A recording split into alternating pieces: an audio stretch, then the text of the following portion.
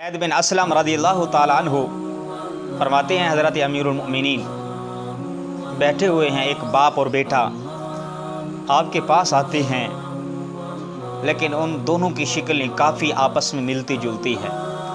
फ़ारूक आज़म रज़ियल्लाहु ताला अन्हु ने जब देखा तो हैरान हो गए और फरमाने लगे, मैंने बड़े बड़े बाप और बेटा देखे हैं, लेकिन जैसे आपकी शक्लें आपस में मिलती हैं आज तक मैंने कहीं नहीं देखी।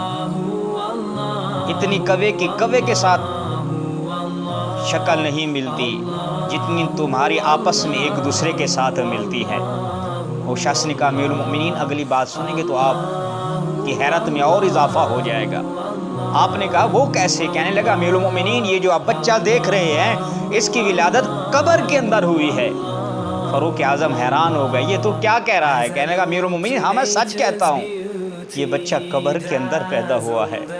आपने पूछा वो कैसे? कहने लगा, अमीरुल मोमिनीन मैं एक जंग में जाने लगा, मेरी बीवी दरवाजे तक मुझे छोड़ने आई, तो मैंने उसको अल्लाह हाफिज़ कहा तो मेरी बीवी ने कहा, है मेरे सर के ताज, मेरी तो खैर है, लेकिन जो बच्चा मेरे पेट के अंदर है इसका मुहाफिज़ कौन है?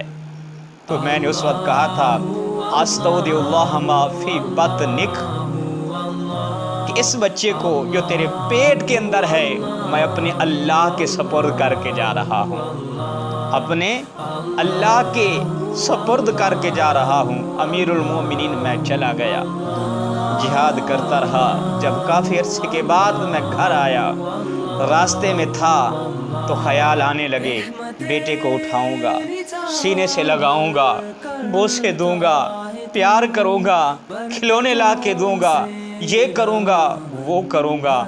लेकिन जब घर पहुंचता हूँ माजरा अजीब होता है, मेरे पाँव के नीचे से ज़मीन निकल जाती है। मैं क्या देखता हूँ, मेरे घर को ताला लगा हुआ है। मैं सोचता हूँ मेरी बीवी तो नेक सी, पारसा खातून थी, सौम सलात की पाबंद थी। मेरी बीवी जो मेरी इजाज़त के बगैर बाहर कदम नहीं रखती थी, आज क्या हो गया, मेरा घर छोड़कर चली गई।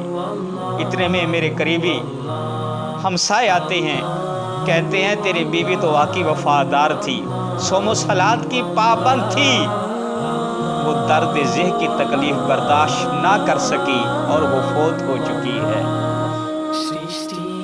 सदमा पहुंचा, रोने लगा, सब्र किया और कहा मुझे उसकी कब्र तो दिखाओ। मैं उसकी कब्र पर गया, फातिहा पढ़ी, दुआ मांगी, वापस आने लगा, लेकिन वापस आने को दिल नहीं कर रहा था। कोई चीज़ मुझे पीछे की जानिब खींच रही थी। मैं ना चाहते हुए घर आ गया। जब रात हुई तो कोई चीज़ मुझे कब्रिस्तान की तरफ खींच रही है, बकी की तरफ कोई चीज़ मुझे खींच रही है। मैं ना चाहते हुए कब्रिस्तान पहुंच गया। क्या देखता हूँ, मेरी बीवी की कब्र से शुआएं निकल रही है। मैं हैरान हो गया, मेरी बीवी तो नेक थी, पारसा खातून थी, इबादत गुजार थी, और इसकी कब्र के अंदर शोले किस बात के हैं। मैं अपने चचाजाद भाइयों को बुलाता हूँ, वो मेरे पास आते हैं, मैं उन्हें सारी बात बताता हूँ। वो कहते हैं, हमारे भाई ये आज से नहीं है, जब से आपकी ज़ौजा को हमने कब्रिस्तान में दफन किया है उसी दिन से इसकी कब्र में रात के वक्त ऐसी शुआएं निकलती हैं। मैंने कहा मैं तो कब्र खोदूंगा, देखूंगा अंदर है क्या।